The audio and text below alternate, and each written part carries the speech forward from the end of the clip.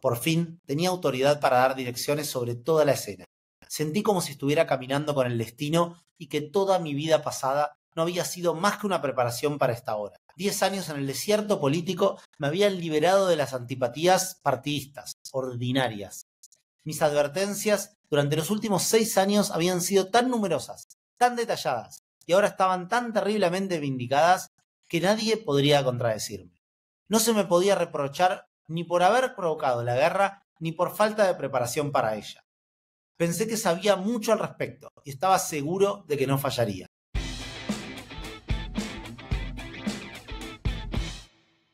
Bienvenidos a Los Aventureros, el podcast donde te cuento la historia de emprendedores y líderes que cambiaron el mundo.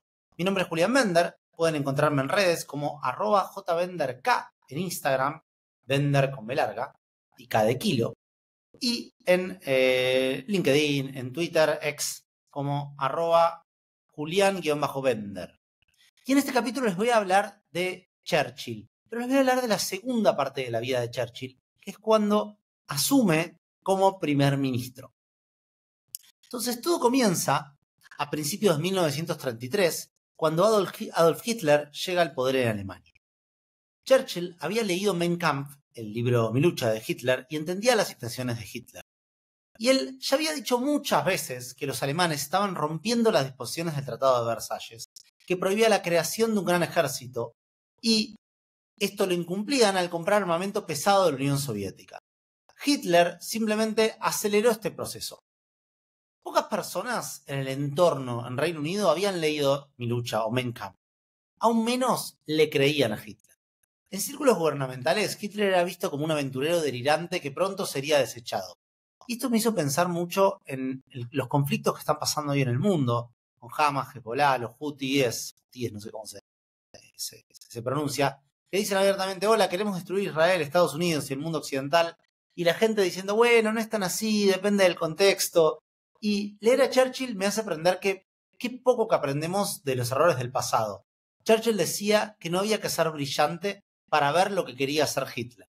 Se los había entregado en bandeja, había escrito su plan completo, y nunca fue tan simple entender las intenciones de alguien como en ese momento con el libro que había escrito Hitler. Otra cosa que pasa en ese momento es que los estudiantes de Oxford votaron una proclama donde decían que jamás iban a pelear por el país y por el rey. Y Churchill se enoja mucho con esto, pero más tarde se calma un poco y dice: cuando llega el momento decisivo, estos jóvenes pelearán como lo hicieron sus padres. Y esto de hecho sucedió en la guerra que vino, que fue entre 1939 y 1945. En un almuerzo también le preguntan a Churchill: Churchill, si los alemanes son tan fuertes como decís, ¿qué podríamos hacer si desembarcaran aquí? Y él les contesta: eso no debería resultar en una adivinanza insoluble. Somos 5 hombres capaces. El arsenal a nuestra disposición quizá no sea muy moderno, pero ninguno de nosotros se quedará sin un arma. Me atrevería a asumir las responsabilidades del mando. Si la peor situación se presentara, venderíamos nuestras vidas a buen precio. Sea cual sea el resultado, estoy seguro de que daríamos todo de nosotros mismos. Mientras tanto, las probabilidades estaban en contra de su política. Gran Bretaña tenía enfrente a una Alemania fuerte, rearmada y vengativa. Y Churchill no tuvo éxito en alertar a la opinión pública sobre los peligros de Alemania.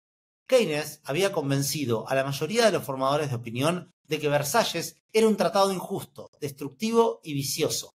Así que Hitler tenía toda la razón de tratar de deshacerlo. Fue el único periodo en la historia británica en el que el pacifismo se volvió no solo de moda, sino la creencia de la mayoría. En junio de 1933, el candidato laborista dijo que cerraría todas las estaciones de reclutamiento, desbandaría el ejército y desarmaría la fuerza aérea. Aboliría todo el equipo de guerra y le diría al mundo: haz lo que quieras. Esa misma tarde, el proyecto de Hitler fue aprobado, dándole poder absoluto para hacer lo que quisiera en el futuro indefinido. Anthony Eden, primer ministro en nombre del gobierno, dijo que la política británica era reducir el ejército francés de casi 700.000 a 400.000 hombres. Churchill protestó con toda, y Eden lo reprendió por oponerse a medidas para asegurar un periodo de apaciguamiento que se necesita para Europa. Todo esto me pareció increíble. Un tipo escribe en un libro donde dice básicamente su plan para que Alemania conquiste Europa, y todos los burócratas dicen: no, no quiso decir eso. Hay que desarmarse y buscar la paz. Me dio un poco de bronca y me da ganas de volver a 1930, abrazar a Churchill y decirle perdón, no te mereces esto. Todo el resto son unos burócratas con 2 gramos de cerebro. Churchill en esta época sacrificó la posición de popularidad que había adquirido con tanto esfuerzo en la década de 1920 por su buen comportamiento y ahora era visto como una molestia y un quilombero hacia él. Mussolini y Hitler firman el Pacto de Acero y comenzaron a coordinar planes de guerra. Los italianos tenían una gran flota y fuerza aérea, y Churchill se dio cuenta de que ahora sería necesario mantener la mitad de la flota británica en el Mediterráneo. También señaló: los alemanes e italianos tienen 800 bombarderos entre ellos. Nosotros tenemos 47. Y para peor, llegó la crisis de la abdicación del rey, que llegó de la nada, desviando totalmente la atención de la amenaza externa. Acá un comentario personal: si no vieron la serie de Crown, La Reina, les recomiendo ampliamente que vean esa serie. Creo que era la primera temporada donde cuentan la crisis de la época, de la abdicación del rey y demás. Y mientras se debatía quién iba a ser el rey, Hitler empezó a avanzar sobre Checoslovaquia. Los checos tenían 40 divisiones, que se creían eran las mejores equipadas de Europa. Así que después de la absorción de Praga, en lugar de tener 40 divisiones en su contra, Alemania pasó a tener 40 a su favor. Y este cambio equivalía a todo el ejército francés. Los alemanes también se hicieron con la fábrica de armamentos Skoda, que era una de las más grandes del mundo. Y por primera vez en casi 40 años, en toda su carrera política, Churchill perdió completamente su optimismo. Estoy ahora profundamente angustiado y, por el momento, aturdido por la situación. Hasta ahora, las potencias amantes de la paz han sido definitivamente más fuertes que los dictadores, pero el próximo año debemos esperar un equilibrio diferente, le escribió Churchill a un amigo. En enero de 1939, Hitler tomó la decisión de construir una inmensa flota de acorazados, 3 cruceros de batalla, 4 portaaviones y 249 submarinos.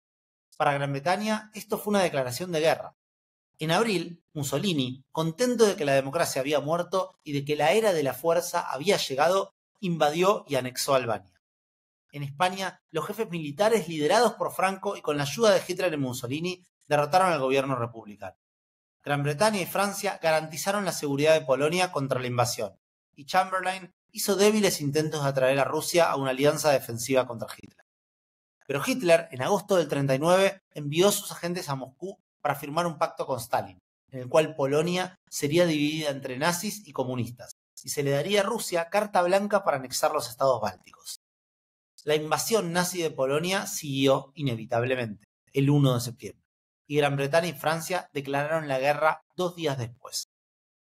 Desde julio, enormes y desconcertantes carteles habían aparecido en lugares destacados de Londres preguntando en letras gigantes: ¿cuánto dinero hay que poner para que vuelva Churchill? El hombre responsable, un agente de publicidad, más tarde dijo: quería que la gente pensara en la reinstalación de Churchill. Y eso sucedió rápidamente una vez que se declaró la guerra. Churchill fue invitado a aceptar su antiguo cargo de primer lord del almirantazgo y lo hizo junto con un asiento en un gabinete de guerra de 6 miembros. Y ahí Churchill escribe: una fuerte sensación de calma se apoderó de mí. Después de las intensas pasiones y emociones de los últimos días, sentí una serenidad mental y fui consciente de una especie de desapego de los asuntos humanos y personales. En el almirantazgo se enfrentó a innumerables problemas causados por la negligencia e inercia de muchos años y por la locura de Chamberlain.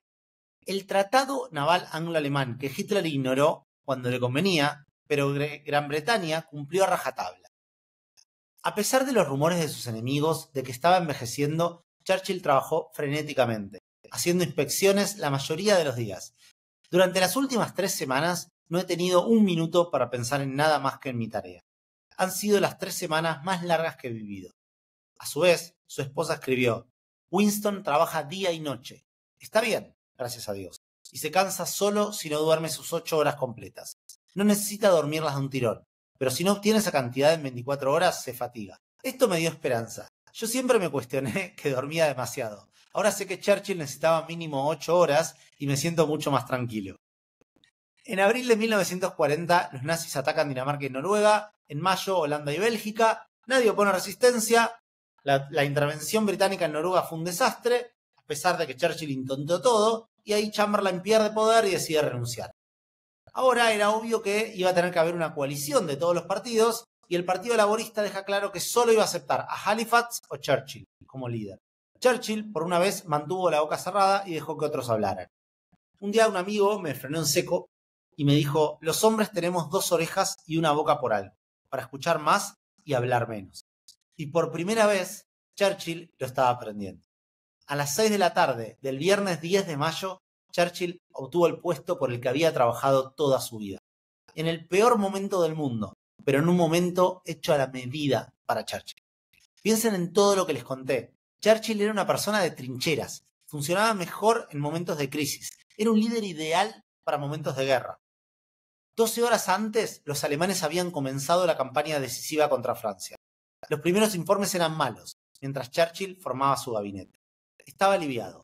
Por fin tenía autoridad para dar direcciones sobre toda la escena. Sentí como si estuviera caminando con el destino y que toda mi vida pasada no había sido más que una preparación para esta hora. 10 años en el desierto político me habían liberado de las antipatías partidistas, ordinarias. Mis advertencias durante los últimos 6 años habían sido tan numerosas, tan detalladas, y ahora estaban tan terriblemente vindicadas que nadie podría contradecirme. No se me podía reprochar ni por haber provocado la guerra, ni por falta de preparación para ella. Pensé que sabía mucho al respecto y estaba seguro de que no fallaría. Por lo tanto, aunque estaba impaciente por la mañana, dormí profundamente. Como primer ministro y ministro de Defensa, Churchill ejerció el poder total. Tenía carta blanca. Desde mayo de 1940 hasta julio de 1945, Churchill era abrumadoramente admirado, incluso amado, pero también muy temido. Le contaba al rey todo y escuchaba todo lo que el rey le decía. En cuestión de meses, Jorge VI cambió completamente a su favor y escribió: no podría tener un mejor primer ministro. Nunca fue un dictador, y el mal ejemplo de Hitler siempre lo llevó a actuar de forma opuesta. Y esto fue especialmente importante en sus relaciones con sus jefes de servicio.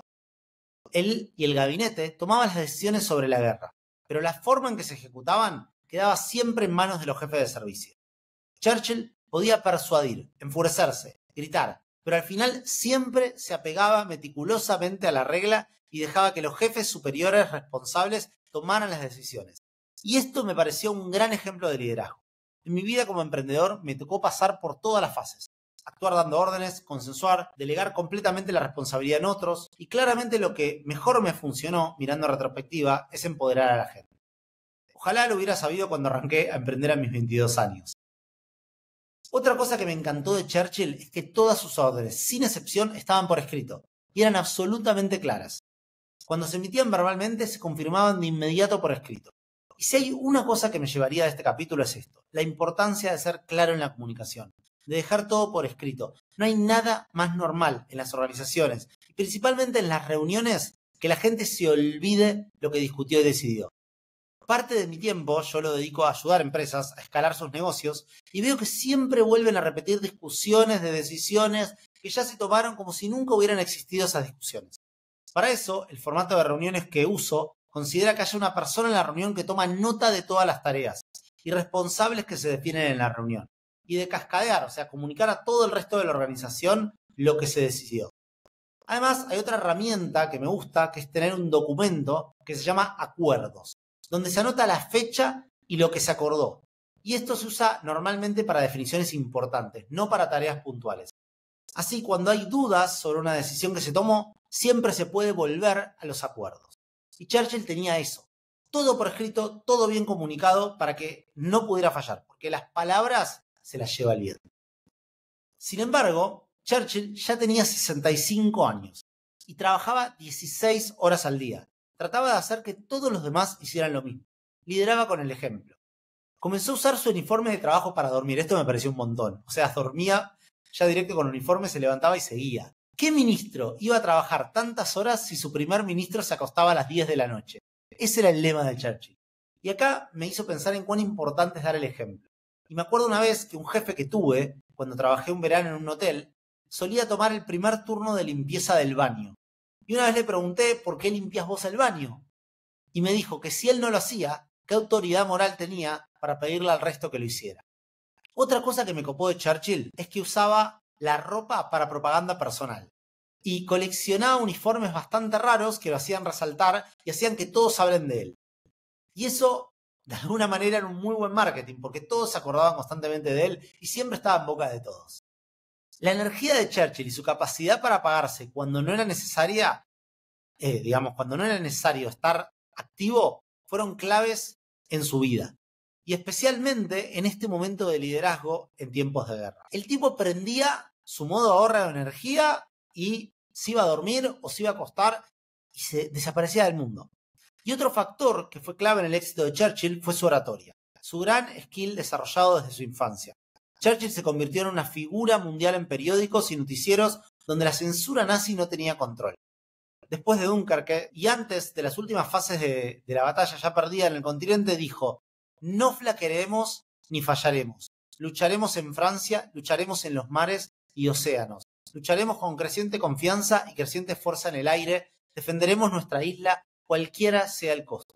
Lucharemos en las playas, lucharemos en las pistas de aterrizaje, lucharemos en los campos y en las calles, lucharemos en las montañas. Nunca nos rendiremos. Después de que Francia se rinde, pronunció nuevamente palabras memorables.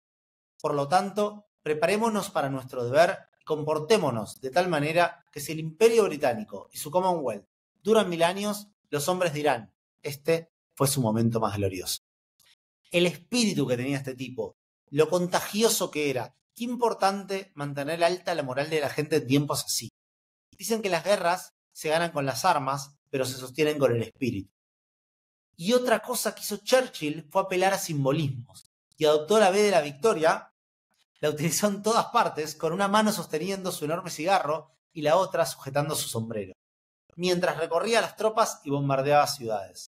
Durante su mandato como secretario de Estado de Guerra, justo después de la Primera Guerra Mundial, la Fuerza Británica había sido la fuerza aérea más grande del mundo, pero fue descuidada. Sin embargo, el nivel de investigación y desarrollo se mantuvo. Al comienzo de la guerra, Gran Bretaña estaba produciendo mejores aviones que Alemania. Cuando Churchill asumió el poder, la producción igualaba a la de Alemania en cantidad.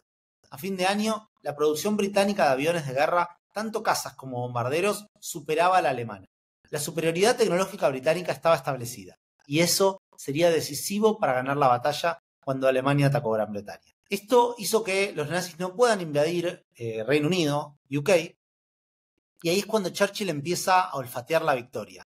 Y se estaba empezando a preparar para la guerra en Alemania, o sea, ir a atacar. Sin embargo, no estaba todavía en posición de atacar y se aseguró de darle golpes al aliado, a Mussolini. El decadente imperio italiano en el este de África fue conquistado y las tropas italianas se rindieron. Churchill logró mantener su posición en Irak y aseguró el suministro de petróleo, mientras que Hitler pronto se vio obligado a fabricar nafta de peor calidad. Churchill, en simultáneo, advierte a Stalin que estaba a punto de ser invadido, y Stalin no le presta mucha atención, diciendo que era un truco capitalista para arrastrarlo a la guerra. Un mes después, Japón ataca a Gran Bretaña y Estados Unidos, y ahí Hitler comete su mayor error. Innecesariamente le declara la guerra a Estados Unidos. Y hasta ese momento Churchill había tenido éxito en persuadir a Roosevelt de enviar suministros de guerra, pero Gran Bretaña sola no era capaz de aplastar a Alemania. Sin embargo, cuando Hitler le declara la guerra a Estados Unidos, las probabilidades cambian por completo. Como él lo expresa: una victoria aliada eventual es muy probable ahora. Y en ese momento persuade a Roosevelt y a los asesores de que la prioridad debía ser derrotar primero a Alemania. Características que para mí resaltaron este periodo. 1. Su don innato para establecer prioridades correctas. Para un líder en tiempos de guerra es la virtud más importante. Acá su secretario decía: el mayor don intelectual de Churchill era seleccionar lo esencial y concentrarse en ello. Empoderar a su gente. Este es el segundo punto. Él deja en claro en sus memorandos que ningún comandante iba a ser penalizado por exceso hacia el enemigo. Y esto hizo que se proteja a los generales agresivos y fomentó el espíritu de aventura. Y acá pensaba qué importante en momentos de guerra saber enfocarse y empoderar para que tu gente arriesgue. A fines de 1941, Gran Bretaña llevaba la delantera, y acá otra cosa importante de Churchill en esta época es que nunca pierde su empatía. Siempre pensó cómo ser bueno con sus antiguos oponentes políticos. Y acá hay una anécdota interesante, que es que para el momento de la batalla en Reino Unido, Chamberlain, el ex primer ministro, estaba enfermo de cáncer terminal, y el día de una de las mayores victorias de la Fuerza Aérea, Churchill lo llama por teléfono para contarle el número de aviones nazis derribados. Y me puse a pensar qué importante esto, tratar de borrar de tu cerebro los conflictos que tuviste con alguien y estar para la gente no solo cuando está en el pico de su poder, sino cuando está en el fondo del pozo. Y esa es una característica que también lo convirtieron a Churchill en un gran líder. Ya para fin de 1942, Churchill estaba activo pensando cómo crear un mundo capaz de contener el poder de la Unión Soviética cuando terminara la guerra. Y esta fue otra característica importante de él, anticiparse. Como emprendedor, es clave poder ver no solo el problema del momento, sino pensar más allá y planificar cómo va a ser el futuro. Si no, muchas veces lo que te pasa es que terminás apagando el incendio, pero después no sabés lo que hacer. Ya para finales de 1944, los bombarderos estaban poniendo efectivamente fuera de combate a la economía alemana, y acá hay una frase que define lo que fue Churchill en este periodo. En la guerra, resolución. En la derrota, desafío. En la victoria, magnanimidad. En la paz, buena voluntad. Cuando termina la guerra, los laboristas decidieron que ya era hora de acabar con el gobierno de coalición, así que Churchill, de nuevo, de repente, estaba fuera del gobierno. Sin embargo, para Churchill esto terminó siendo mejor porque se ahorró el sufrimiento de ser el primer ministro que vivió la independencia de la India. Churchill había estado muy en contra del movimiento separatista de la India y como predijo él, el país se dividió en dos mitades, hindúes y musulmanas, acompañadas de una terrible matanza. Sin embargo, Churchill disfrutó de descanso, se tomaba cada vez más en serio la pintura y su principal actividad fue escribir. Como dijo Churchill, las palabras son lo único que perdura para siempre. Entre el 41 y el 45 había realizado grandes hazañas. Ahora necesitaba escribir las palabras para asegurarse que las hazañas que él había hecho fueran descritas de la manera que él quería, inmortalizadas. Así que escribió sus memorias de guerra y algo interesante, recuerden, es que todo lo que hacía Churchill quedaba por escrito, todas sus órdenes, todas sus comunicaciones y muchos de sus escritos de la guerra, memorandos, órdenes, evaluaciones, todo fueron parte de sus memorias. Cuando empecé este podcast me inspiré mucho en Churchill porque gran parte del contenido que les cuento son notas y fragmentos de libros que leí en los últimos 15 años. Al contar esta versión de la más grande de todas las guerras y su propio papel, Churchill luchó por su lugar definitivo en la historia. Y vaya si lo consiguió. Lo que estaba en juego era su estatus como héroe. Memorias de Guerra fue un tremendo éxito. De hecho, fue uno de los libros más populares y más rentables de la historia. Fueron 5 volúmenes que le trajeron a Churchill 2.3 millones de dólares, que más o menos equivale a 50 millones de dólares de hoy en día. Churchill sobrevivió a la guerra 20 años más y pasó la mayor parte de la primera década en la política. A fines de 1951 hubo otra elección y esta vez Churchill volvió al cargo de primer ministro. En esta etapa Churchill estuvo un poco menos activo y toda su energía se reservó para asuntos exteriores. Luego, Churchill se retira de la vida política a los 79 años. Su último discurso fue: ¿hacia dónde debemos ir para salvar nuestras vidas y el futuro del mundo? No importa tanto para las personas mayores. Ellas van a morir pronto. Pero me resulta conmovedor mirar a la juventud en su actividad y sobre todo ver a los niños pequeños jugando sus juegos felices. Y preguntarme, ¿qué les esperaría si Dios se cansara de la humanidad? El día amanece cuando la equidad, el amor por los semejantes, el respeto por la justicia y la libertad permitan a generaciones atormentadas avanzar serenas y triunfantes desde la época horrenda en la que tuvimos que vivir. Mientras tanto, nunca se acobarden, nunca se cansen, nunca desesperen. Los últimos 10 años de la vida de Churchill empezó a decader. Por suerte pudo terminar uno de sus últimos libros, que es Historia de los pueblos de habla inglesa, y ahí empezó ya cada vez su mayor decadencia, se cayó en el hotel y ahí empezó su fin. Sin embargo, fue reelegido para el Parlamento en 1959, pero nunca volvió a hablar en público. Celebró su cumpleaños número 90 en noviembre y murió en enero. Sus últimas palabras fueron: el viaje fue agradable y valió la pena hacerlo. Al menos una vez. Pero ya estoy aburrido de todo esto. En sus 90 años, Churchill pasó 55 años como miembro del Parlamento, 31 años como ministro y casi 9 años como primer ministro. Estuvo presente y luchó en 15 batallas. Recibió 14 medallas de campaña, algunas con múltiples insignias. Fue una figura destacada en la Primera Guerra Mundial y la figura dominante en la Segunda. Publicó casi 10 millones de palabras, más que la mayoría de los escritores profesionales en toda su vida. Pintó más de 500 cuadros, más que la mayoría de los pintores profesionales en sus vidas. Winston Churchill vivió una vida plena, y pocas personas pueden igualar su éxito en tantos frentes. ¿Y cuáles fueron mis lecciones aprendidas de su biografía? La primera, siempre apunta alto. Cuando Churchill era chico, no recibió ningún estímulo de su padre y muy poco de su madre. Era consciente de su fracaso en la escuela, pero aún así apuntaba alto. Reforzó su éxito con lo que era bueno, que era la escritura, las palabras. No siempre cumplía sus objetivos ambiciosos, pero al apuntar alto siempre lograba algo valioso. La segunda lección, no hay sustituto, no hay reemplazo para el trabajo duro. Él siempre mantuvo un equilibrio entre el trabajo al palo y el ocio creativo. Puso una tremenda energía en todo y pudo hacerlo porque conservaba y administraba muy bien su energía. Lo tercero, nunca permitió que los errores, desastres, accidentes, enfermedades, impopularidad, críticas lo derribaran. Él se recuperaba siempre, en lo físico como en lo mental. Siempre se levantó, siempre lo hizo rápido y volvió a mirar para adelante. Recuerden, accidente, lo despidieron de sus cargos muchas veces, lo culparon en muchas guerras. Él se caía y siempre volvía a levantarse. Estuvo muchas veces en la lona y muchas veces arriba de todo. Pero eso no le impidió seguir. Y estas fortalezas son innatas, pero también se pueden cultivar. Y Churchill trabajó toda su vida para cultivarlas. Cuarto, Churchill no perdió tiempo en boludeces. Echar la culpa a otros, vengarse, trucos sucios, difundir rumores. Después de luchar con fuerza, se lavaba las manos y pasaba a la siguiente lucha. Y esa fue una de las razones de su éxito. No hay nada más agotador y desgastante que el odio. Y a Churchill le encantaba perdonar y hacer las paces. Churchill para mí fue una inspiración tremenda y por eso quería compartir su vida con ustedes. Espero que les haya gustado y acá cerramos la biografía de Winston y los espero en el próximo capítulo que vamos a ver de quién es. Tengo algunas ideas, tengo varios libros leídos, pero tengo que ver con cuál me decido. Pueden encontrarme en Instagram como icadequilo y pueden encontrarme en Twitter como @Julián_Bender. Los espero en el próximo capítulo. Muchas gracias por haber estado conectados y nos vemos pronto.